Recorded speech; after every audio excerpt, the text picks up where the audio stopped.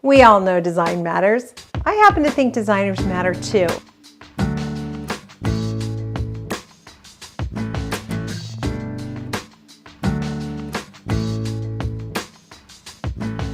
Hey everyone, this is Business of Design, episode 100. Cue the band. Okay, it looks like the band has taken a break, but that's okay. We're going to carry on without the band, aren't we? Man, the time has gone so quickly, and I just want to say thank you so much for your love and support. You have been so kind and so generous with everyone at Business of Design, not just the staff, but the community as well. If we haven't met yet, I hope we will one day, because even though we haven't met in real life, I know you and you know me. We're so fortunate to be on this path together. Thanks for being part of my support network, and thank you for being on this journey with us. Today's episode is special, and we wanted to mark the occasion by re-interviewing someone we met in episode 16. You may know Adam Scougall of Sydney, Australia.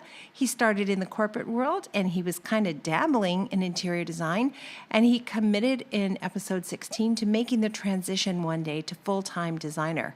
How do you do that? How do you finally know it's time to break with whatever your full-time career is while you're thinking and longing for a career in design? Adam is going to tell you exactly how he did that. I literally got goosebumps when he talked about how he landed his best, biggest customer. I'm going to let him tell you that because it's better coming from him. He's got that amazing accent that I can't get enough of. Cheryl, this is a very big moment for us. Episode 100. That went by so fast, and it's so exciting that one of our original guests is back for episode 100. That's huge. That's right. Adam from Australia. At that point, he worked in the corporate world and was transitioning or hoping to transition to interior design full-time.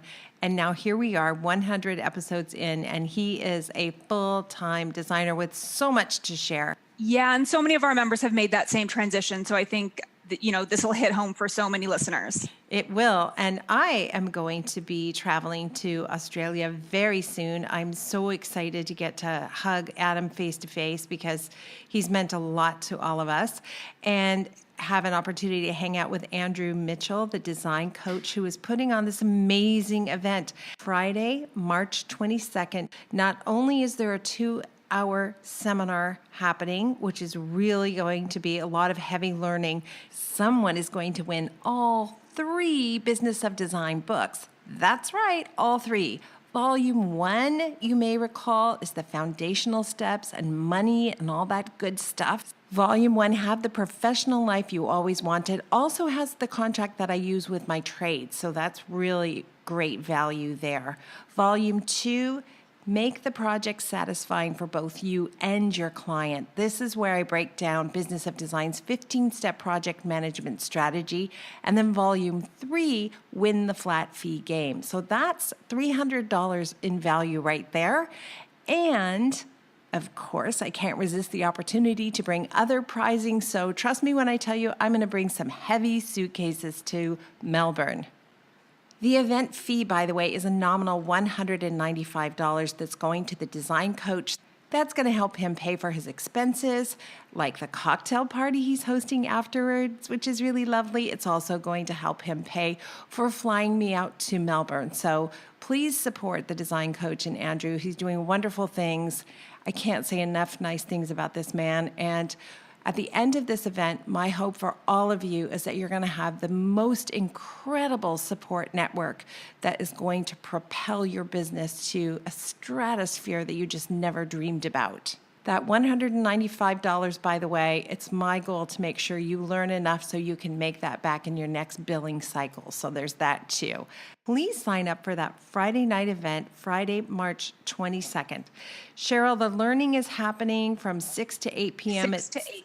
Okay, I intend to stay around as long as you guys want to stay around. I don't get to Australia very often, and if there's an opportunity for us to sit on the floor and talk business all night long, I'm in. Yeah, that sounds great. So again, it's March 22nd, 6 to 8 p.m. Cocktails will follow, and it's at Mercer School of Interior Design. Details are on our website, but also head over to the Design Coach to purchase tickets. Don't miss out because there's only a few left. Oh my gosh, so fun.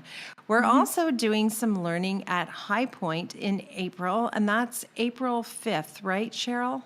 Yes, we've partnered with High Point for a Business of Design educational series at High Point. We're really excited to launch that.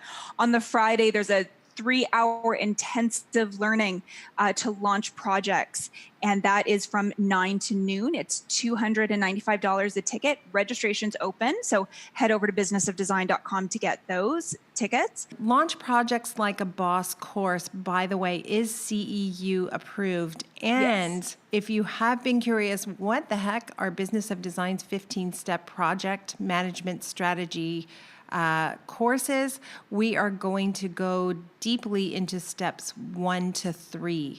And remember that step 2 is contracts and retainers. So guaranteed this will be transformative. If you can make it to High Point on April 5th, 9 a.m. to 12 noon, we are going to do some heavy lifting together. I'm really looking forward to that. Cheryl's going to be with me. Janine Laudenbach is also going to be with us from Business of Design. And then, of course, more great news coming. We have our elite retreat scheduled for Santa Monica in October.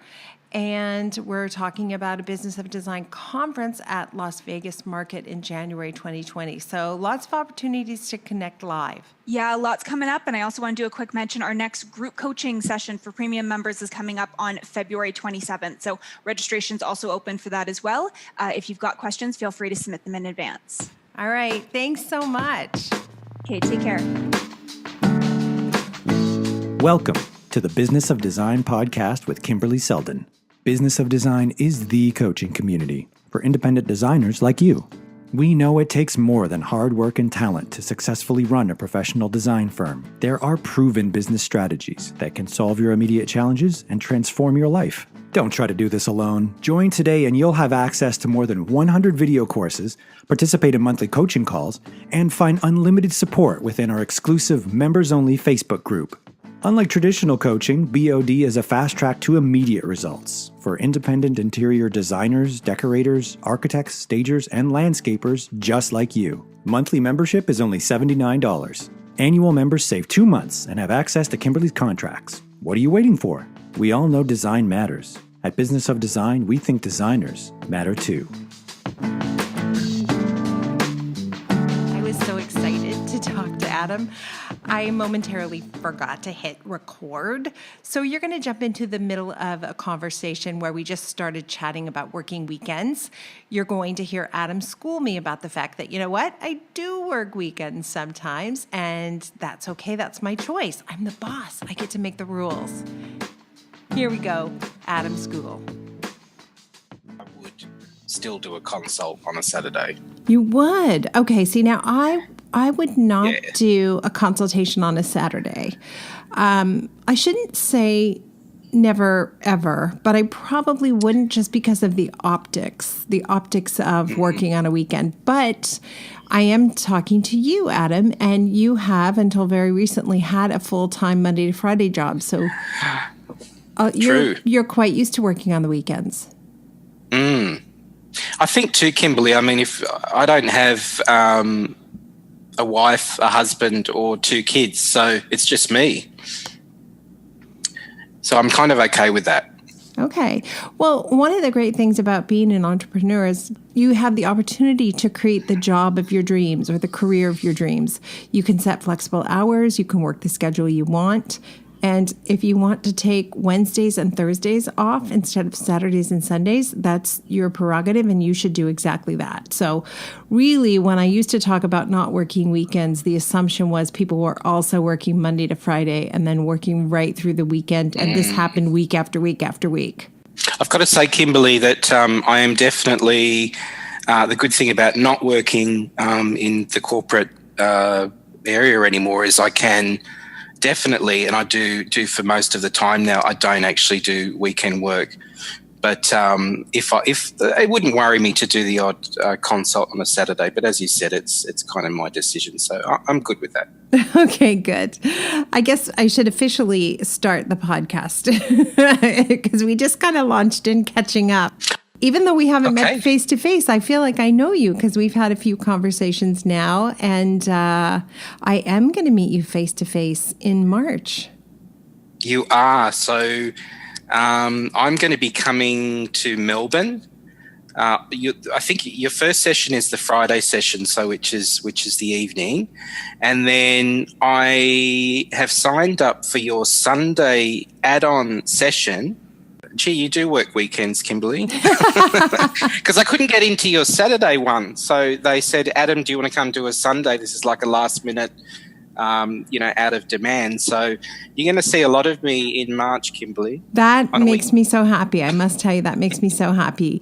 And I'm strictly a guest here. The whole event is being put on by the design coach, Andrew. So I've been talking to Andrew. He's a lovely guy. And I've been speaking to him about you and about the whole event, and he's been fantastic organising this for everybody. And there's a lot of excitement around that, Kimberley. So I think you'll have a great time. Is this your first time it's your first time coming to Australia, isn't it? It is. And it's huge.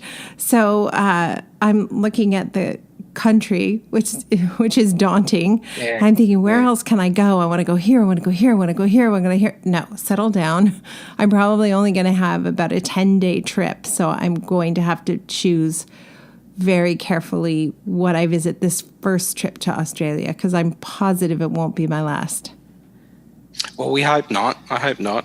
March, it can be hot though, Kimberley, so get prepared. It mightn't be what you think. It might be really hot. Oh, bring it. I'm so happy. I don't mind one bit, I promise. Melbourne gets very hot in March. It has these sort of bouts of really hot weather. All right. We'll take it. Anyway, I'm really looking forward to that. And this is a special episode. This is episode number 100.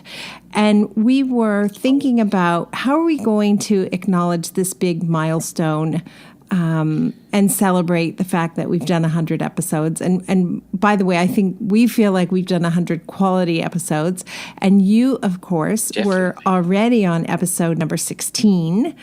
Here you are again on episode 100. We thought, Adam really personifies the ideal business of design member, somebody who's hungry to implement and change how they're working.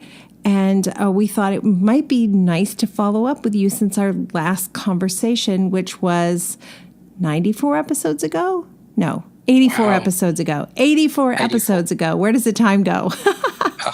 Yeah. So, it's great to catch up with you, Kimberley. And I thought so much has changed since that episode. And I'd love to talk to you about it. Okay. So the biggest change I'm going to assume is that have you actually left the corporate world now and you are a full-time designer? Yes. Congratulations. So many people talk about doing it and never do it. How did you know you were ready? Well, I just, I mean, it's taken me quite some time to get here. I had to really set myself up. I set myself up financially. I also got one of my most profitable projects.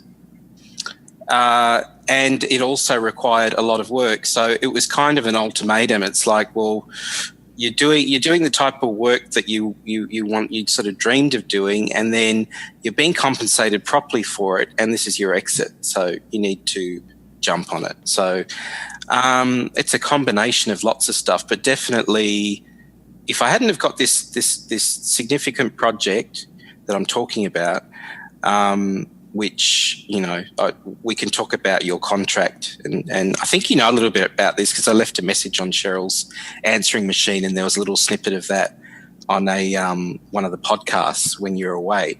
But just about the impact it's, the whole process Business of Design's had on my life and my business. So to go back to answering your question properly, it really was just, I couldn't handle corporate anymore because I'm a creative. And secondly, I was in a position where I felt like the universe was kind of pushing me towards pushing me out the door of corporate and, really to where I wanted to be in the end anyway, as you know, which we discussed 4 episodes ago or whatever.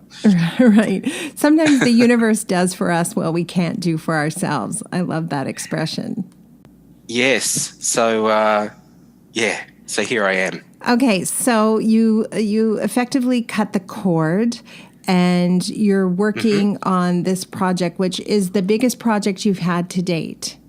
Yes. Is it your only project or do you have other projects? So tell us what's on your plate right now.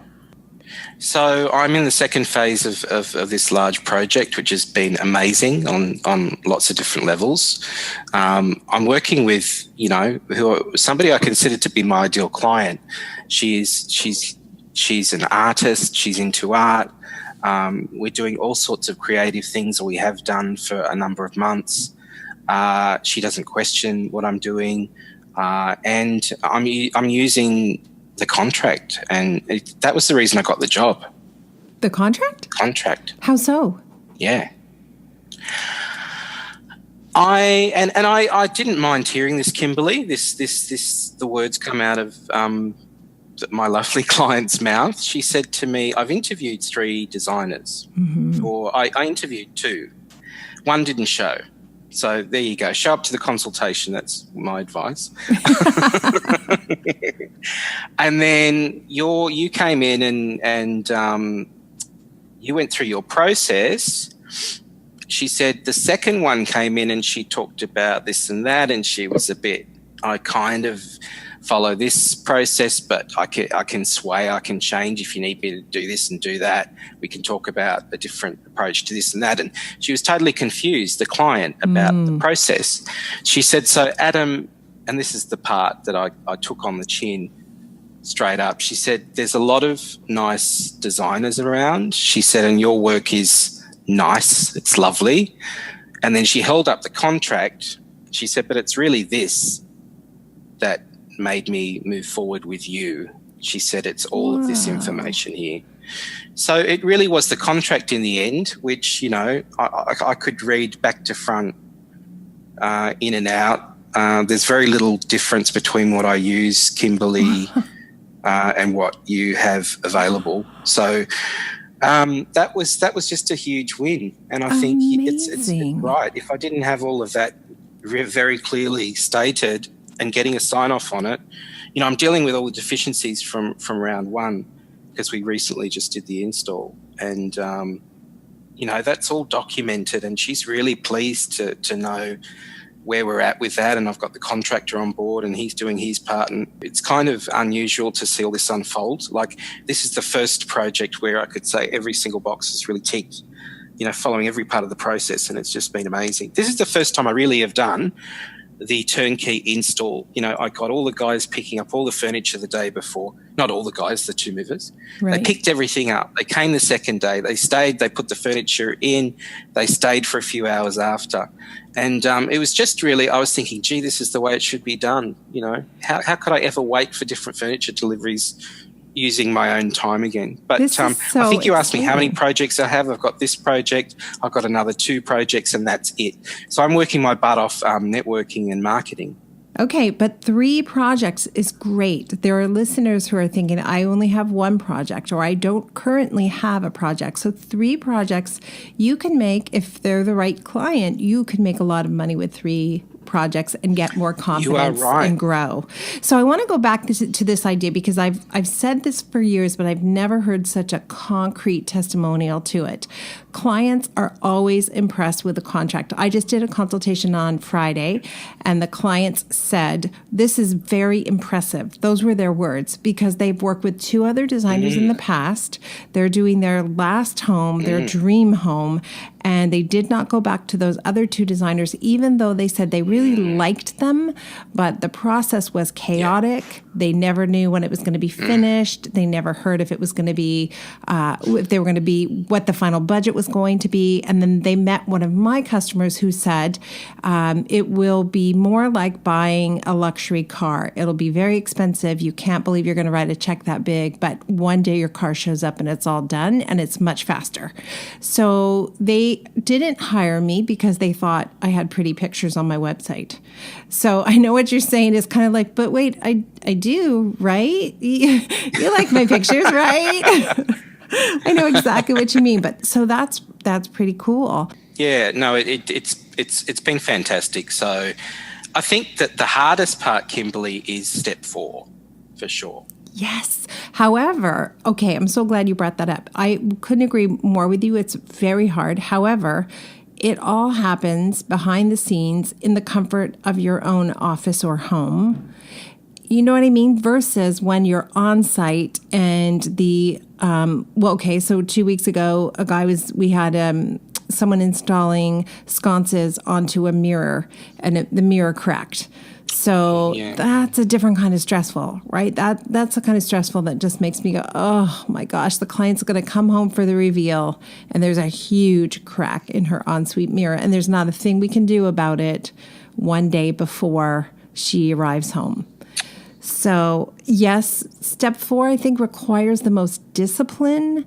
And that's hard for me because I'm a unicorn, I just want to pick pretty things.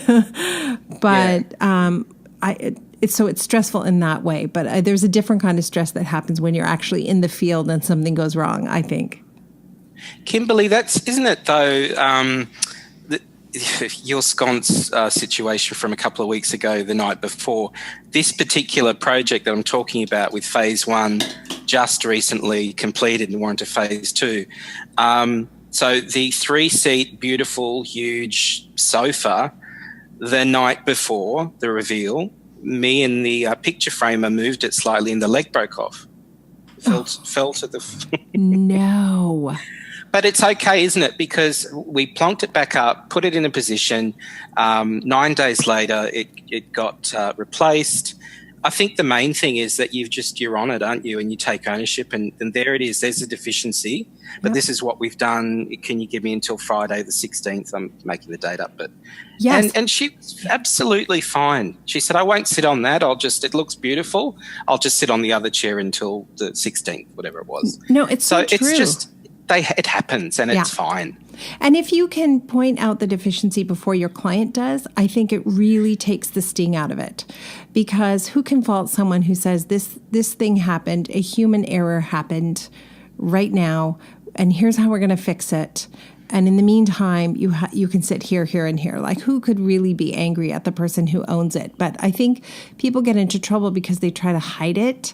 There's a scratch on the table, so they put a lamp on it. And then the first time the client goes to dust and removes the lamp, they see a huge scratch and they think, what else have you taken a shortcut on, right? And that can ruin you, can't it, really? Totally. Because if you take that approach after all of that work, that can be the end. I think that could be the end of the referral. As I'm sure you would attest to. So it's all important, isn't it? Every single part. No, that's great. Okay, so that was a big deal then. You starting this project with a contract. Yep. How did that make you feel versus before? Just powerful. Totally in control and like a corporate we. No, I just felt like I was a professional and not someone, I mean, it's not that I didn't feel professional before because I was professional, but it's a different type of, I think it's the most amazing thing for a solopreneur.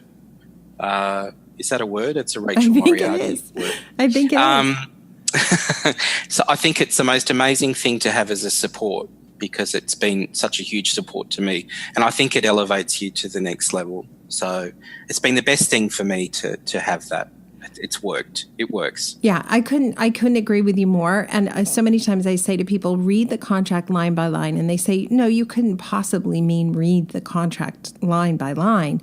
And I say, yes, I do, because it'll boost your confidence. You'll get to know what's in your contract. You'll be able to answer questions effectively, and you will look like the professional you are. Well, my client was underlining it and and drawing all over it. She wasn't doing that, Kimberley, to say, by the way, dude, I want to change your contract. You need to change this line to that. She was just saying, okay, what do you mean, consultation, and down here, what's this, and deficiencies and da-da-da-da-da. And the great thing, because I've studied it for quite some time, is that I can answer any question and I can answer it with confidence. So that's key. That's been key, is to be all across it and know what each part means. Yeah, I get that. You can't really be confident in what's in that contract if you're not reading it line by line and answering those questions. Because what most designers do is say, I'll leave you my contract and talk to your husband and then call me later. And that is not giving you the opportunity to manage that client. So I'm not misspeaking when I say sit down and read that contract line by line. And you would agree. Yeah. Okay, cool. Are there times where, because I do this, are there times where you know the protocols that work for you and yet you decide to do it differently for whatever reason? You like, that's what happens to me. Like, oh, it's a tiny little job, I'm not going to bother with a worksheet. And then sure enough, I order 8 yards, too little fabric, and it's a nightmare. So, okay, so give me some examples of where you've kind of stepped off the beam. Well, I was going to say to you, Kimberley, that, I fall off the wagon? Yeah. I did it with this project. So even though I'm, was 90% there, I decided some of the electrical stuff I'd sort of get them to take the notes. We're only just replacing some globes and I just want to move that sconce there. And I think that'll be okay. And I haven't quite sort of factored in this or that with the electrical. So I made a boo-boo there in terms of not having it all sorted at step 4. So I did that on this project and realised that you don't do that. Moving forward, this is not something that you can kind of almost be there with and not be 100% there with. It's turned out, this is where keep going back and going, hang on a second. Step 4, and I watched the video, the checklist, step 4, and I go, okay, this is why you should have done this, 6 weeks ago. Right. Because however painful it is to do it during step 4, it is infinitely more painful to have to figure it out in front of the client or while the trades are standing in front of you and the clock is ticking. Yes. Yep. I'm just a person who has to learn my lessons over and over again, though. So there are still times where I decide I'll just, go rogue, and the team who's worked with me forever are like, what's wrong with you? Why do you do this to us? Why do you make these decisions to change the course? And it's always some ridiculous excuse, we've done 5 projects for her. She won't care if I don't do a proper presentation. I'm just going to show her the following blah, blah, blah. It could be something so innocent, and yet I am so punished for making that change before the project is over. So I hope I'm getting better at just following the rules. That's right. And the one thing too that's been a learning curve for me, that though now that I'm on top of it, is I use design docs as well, and having that as a support has also been really helpful. And it's something, a lot of these tools I've kind of had to learn throughout the process. But, doing my worksheets, starting them off in, that program or any program like that, I think it's all of the systems too, and it's all the online stuff, like things like design docs that just make it easier from the get-go. And I can't imagine how I would have ever sort of used an Excel document or could use an Excel document ever again, especially when I'm calculating lots of dollars worth of furnishings and wanting to keep on top of the markup. I'm so pleased that I can, Kimberley, show the client, and I've offered this at any point, an original invoice. Like I'm not hiding anything. Right. And that feels amazing as well. Well, imagine price. the confidence that gives your client too, because I've been a customer before and thought, I wonder if I'm overpaying for this. How is this exactly working? So it's one of the things I think clients love to hear, that at any point you want an original invoice, just ask me. No problem. They're yours. You can have them all if you want. Most clients don't want them all, but we do have them available. No, they don't ask. Just offering that up, but it's in the contract, I think, is it? Mm-hmm. But it's amazing, and I think just saying, look, I'm totally transparent, and I'll show you that invoice. I haven't been asked for an invoice at all. No, it's the weirdest thing. The more transparent you get, the less they need to know how it works. They just are willing to trust you and have confidence in you. Yeah. The only receipts I've ever been asked for, weirdly, are moving receipts, because the movers can be such a significant expense. I've 2 or 3 times had clients say, can I see the mover's bill? And I just am so grateful. There's no shenanigans. Like within 2 minutes, I can give them the bill because I have it in the cloud. I can grab it off my phone and I can email it to them in 2 minutes and say, here you go, here it is. And you don't mark up on movers' fees, do you, Kimberley? We don't. We consider that an expense. Perhaps people do. I don't know. But we do consider that an expense. Well, that was one that I had to take a breath on, actually. Now we're talking about moving fees, because I'm used to, it sounds crazy now, and you only have to go through the experience to realise that there's no other way to do it. But there were times when I would be around for hours waiting on different deliveries. It's crazy. I don't know why that ever happened. But anyway, so this time it was a huge fee. It was like to me, it seemed a huge fee. It was about $3,500 or something for the removalists. But I'm thinking, well, hang on a second. What's the alternative? They pick it up the day before, they bring it the next day, they move it around. What if I was waiting around for this delivery, that delivery, and who's going to pay for my time? So just going through the experience and going, my God, there is no other way around it. Here's your invoice for moving.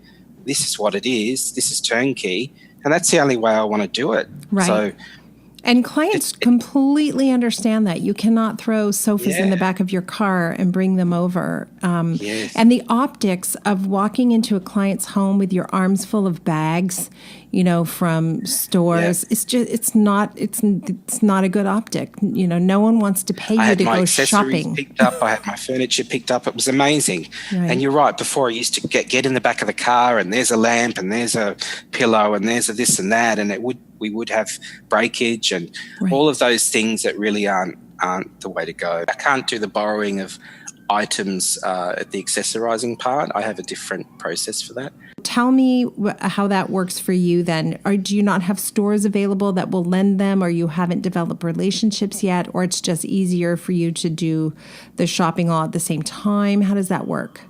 That's a really good question. I found, I shouldn't say that no stores will, I think they call it APRO or something, but that no stores, there are certain stores that will lend you items out. But the items that I wanted for this project, for example, were not in that store. And a majority of the accessories that I ended up purchasing were from a store that wouldn't let me borrow. So I had no choice, which is really, so what I've done is I've just said, look, I'm going to need to purchase them. I'm only going to purchase what I feel is really the right product. And, the policy is that we'll have to take the product back. And in some cases, I can't get a refund. It's just a store credit. But at this point, Kimberley, I don't really have a whole lot of resources that I'm aware of that will let me borrow. So that is a difference. I can't always borrow it. Right. And you will have to grow those relationships, because those stores that won't allow you to take anything on approval, I wonder, a pro must be approval, right? If they won't allow you to take something on approval, it could be because they don't know you. It could be because they're used to designers buying stuff and throwing it in the back of their car and bringing it back with a nick in it. So if you sit down with them and have that conversation and let them know professional movers will be picking things up, you'll be placing them, and they will be repackaged exactly as you borrowed them to return. The other thing that can be really helpful in this regard is photographing the space before the client comes home. If you could buy yourself an extra day, keep the client away from the house one day longer, place all the items you want that client to purchase that you think are right, take all your photographs, and then if there are returns, but that project gets published, the stores also get the benefit of having their name in a magazine with some of their beautiful items. So maybe you can talk to them about that. Idea, actually. I'll give you the photography that we take as well. So that's worth having a conversation about. I think you'll grow that side of the business.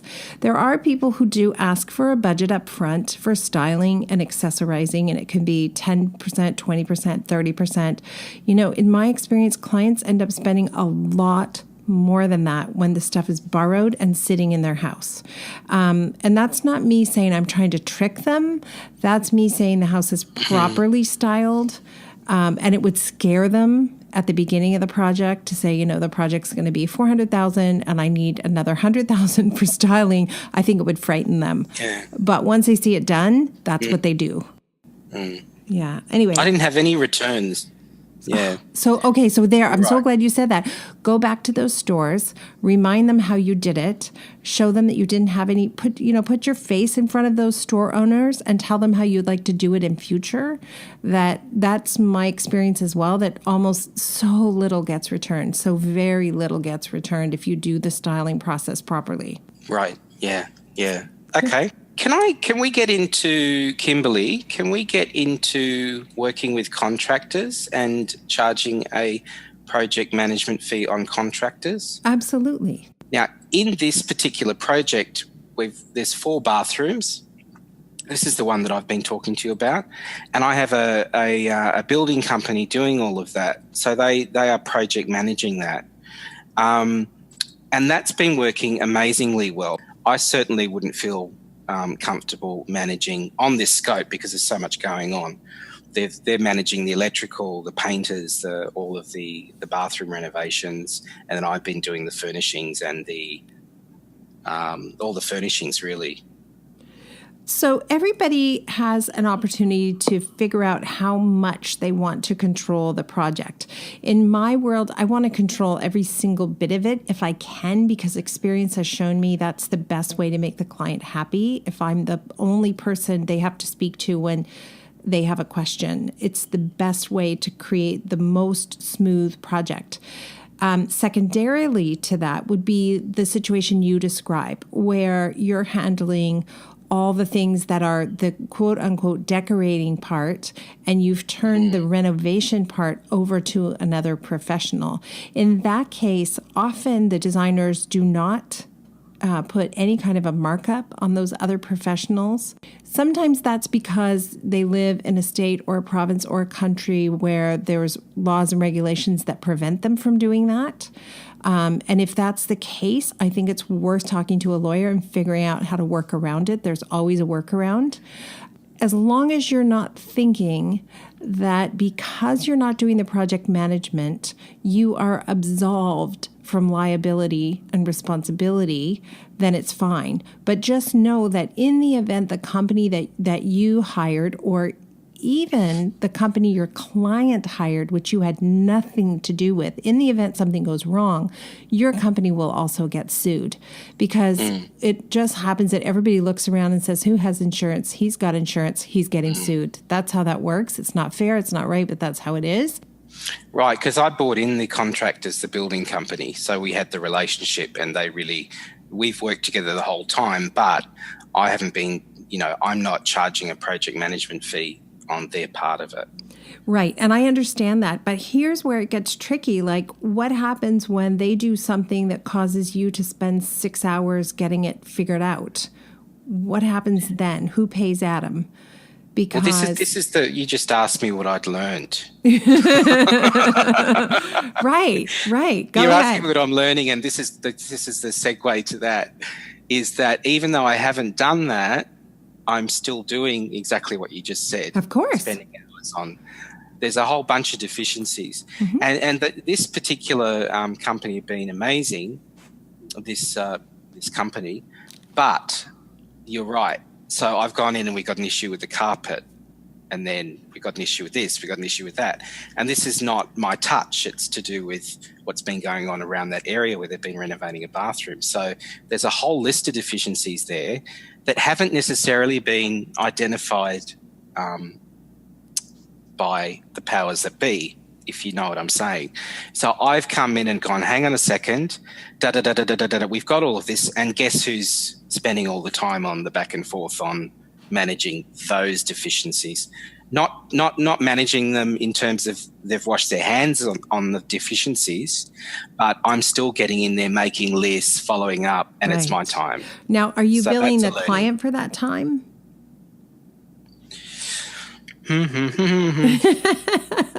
Right. So it's a powerful win for your client. There's no question about it. But I would also suggest it's still not satisfying for your client. Your client wants to know if there's a mistake, who's going to fix it. And you're in a position where you don't really have any leverage over this company because they don't work for you. They work for the client.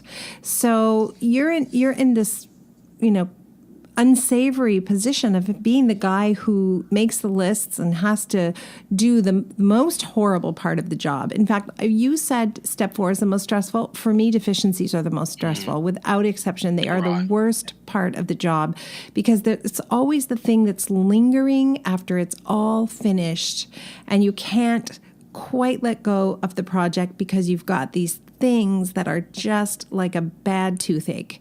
So I don't want to do that for free. Why would I want to do that for free? So our philosophy is if we're going to have to do that, then we're going to charge for that time. And again, if it's something the client would have to do if we weren't there, then we charge for that time. So you can have that conversation with the clients, and it does say that in our contract that we will take care of deficiencies, but there will be time associated, and we will get results faster than you would get them without us.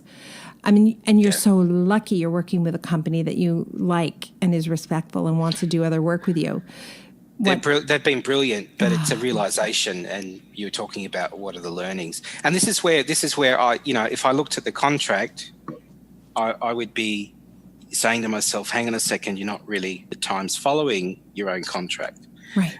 Specifically in this instance. So it's a continual getting back on and going, okay, well, we don't do that anymore. We go back, we do bill. It's such a good point. Yeah. Yeah. So you're so not alone. Yeah. Like all of us have these contracts, and then we go, you know what? I know my contract says I can bill for this or that, but I'm not going to because A, it will annoy the client. B, I'm too busy to log my hours. C, fill in the blank. It doesn't matter. Or I know my contract says that the client has to give us a retainer, but she's away on holidays and I really want to get this started before she comes back. So I'm just going to start before I have a retainer. Yeah. Like, you know what, any excuse, we've done them all, and you're not alone. And you can have the best contract in the world, but if you're not doing what it says, it's no good to you. I think to myself, well, I'm following my contract, for the most part. And how does it look if I'm not following it for this part? And if someone really wanted to pull my business model apart and say, well, how come you're not really following your contract to a T? This client is a businesswoman, and she loves my contract, which is amazing. But if I'm not sticking true to it, then I'm not really. That's kind of a double-edged sword. I'm not really. Right. Yeah. Home, isn't it? With that, you need to follow it completely. And then you're doing phase 2, right? And so let's say in phase 2, you go, you know what? I'm going to follow the contract this time. I really mean it. I'm really going to do it. And you start billing for deficiencies. And she says, wait a minute, you didn't bill me for deficiencies before. So suddenly you've created this situation where she's caught you not being true and not being authentic and feels somewhat taken advantage of by that fact. What's changed? Why is he billing me now? He didn't bill me last time, So it's in our best interest to follow that contract to the letter and to log those hours, as hard as it is sometimes to log those hours. And it is hard. Because I know the client's thinking, are you kidding me? I've got to pay her to deal with this guy who broke my mirror. Like, that's so unfair. And if the client were to say something to me, I would say, if I wasn't here, you would be doing that work. And I'm going to get it resolved quickly. it would take you a long, long time to get that guy to come back to your house because he doesn't want to come back and there's no money. There's absolutely zero money in him coming back. So if there's a way he could blow you off and ignore you until you're so frustrated you just call somebody else, he will. But he's not going to do that with me because I'm a repeat customer. So anyway, yeah, you've got to follow your own rules. Yes. Scope creep too is the other one, isn't it? Oh, tell me. Well, really good things, but it's also getting out of that old habit, which I think from what I understand, most of us have to struggle to bill for things that keep getting added on. And you've said this, Kimberley, a lot of the time, many times, is that it's great the fact that there's trust. So as soon as we built a relationship up where we had this trust, I kept getting additional things added on to the scope of the work. And I have to fight, I'm billing for those, but there's still that niggling part of me that says, oh, look, it's only just you're recovering another couple of chairs and I'm in there in the fabric store and I'm picking that fabric for so-and-so. I'll just sort of grab that extra, and it just goes on and on and on. Right. This is happening right now. So it is something I'm billing for, but it feels yeah. Feels like I shouldn't be doing that, and I should be doing that. Yeah. And I am, but it's tough because I feel like I don't know. I don't know why it's hard. No, it still is. I completely understand that. We had a receipt for like $7.95 for light bulbs, and I'm like, really, this feels ridiculous. But you know what? I put it down because $7.95 for light bulbs on 15 projects over the year adds up to a chunk of money. And it's about integrity. I always say this. I want to have impeccable integrity when it comes to my clients, but it means I also want to have impeccable integrity when it comes to my own company. And my own company deserves to be profitable.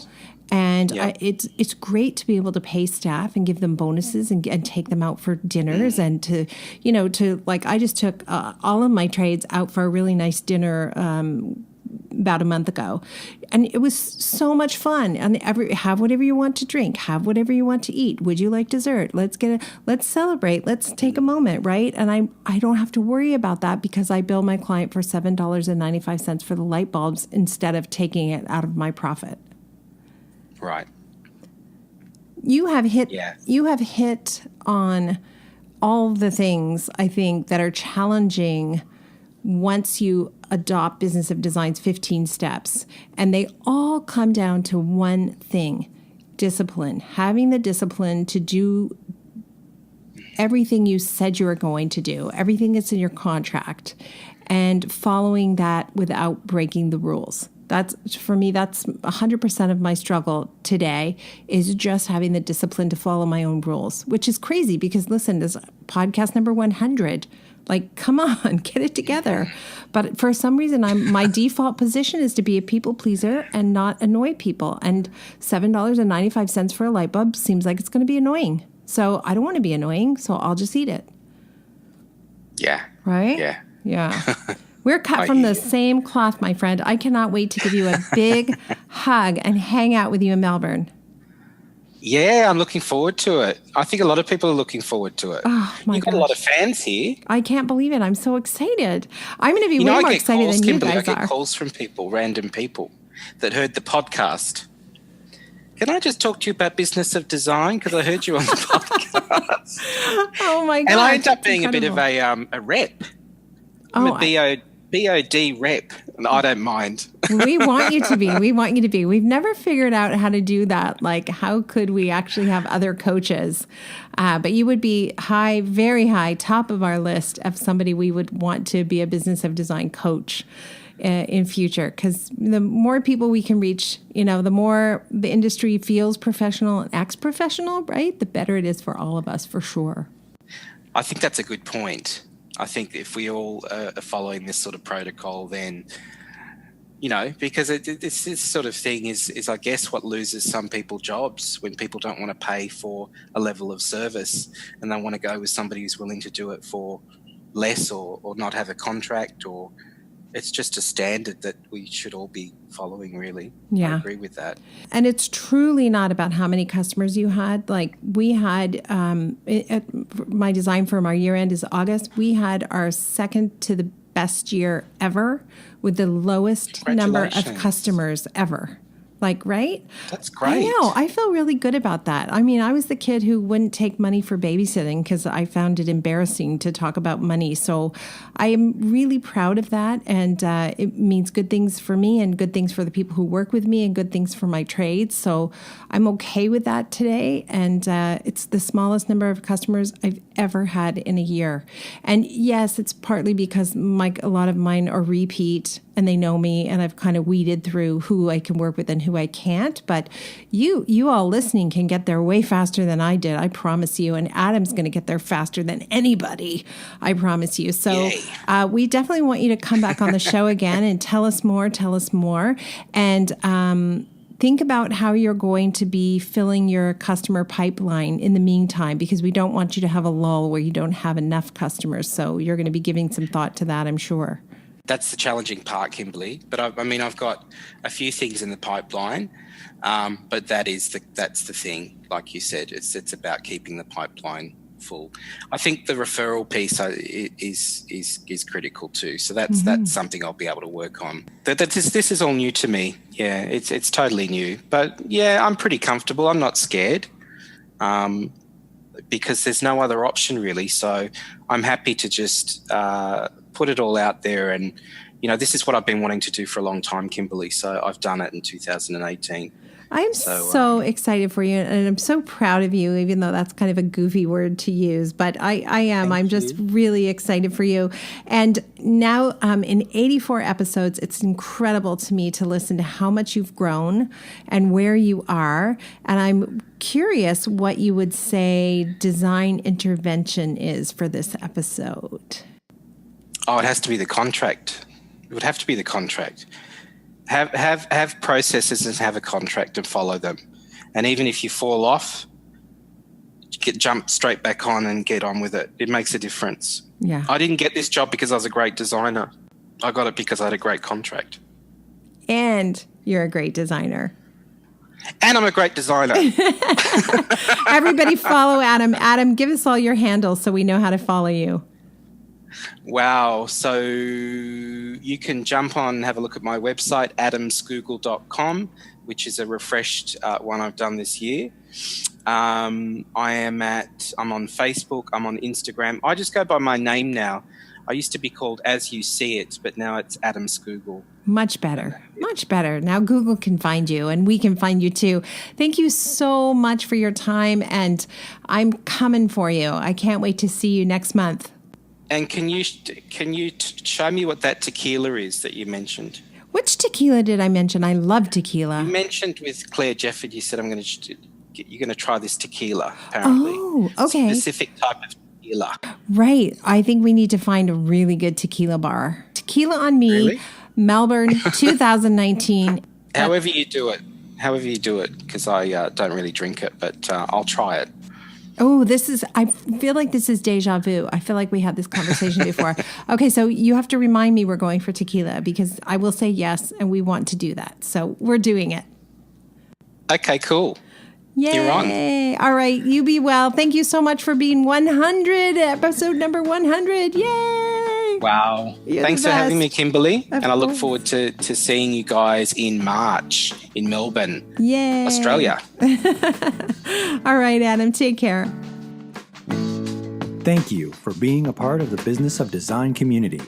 If you love what you hear on the podcast, take the next step by signing up at businessofdesign.com. As our thank you, you'll gain access to Business of Design's 15-step project management strategy, a free introductory course which includes 3 Business of Design systems you can implement for immediate results. And when you're ready for success, a Business of Design membership, monthly or annual, will dramatically improve your business and your life. What are you waiting for? Together we will achieve extraordinary results. Start today.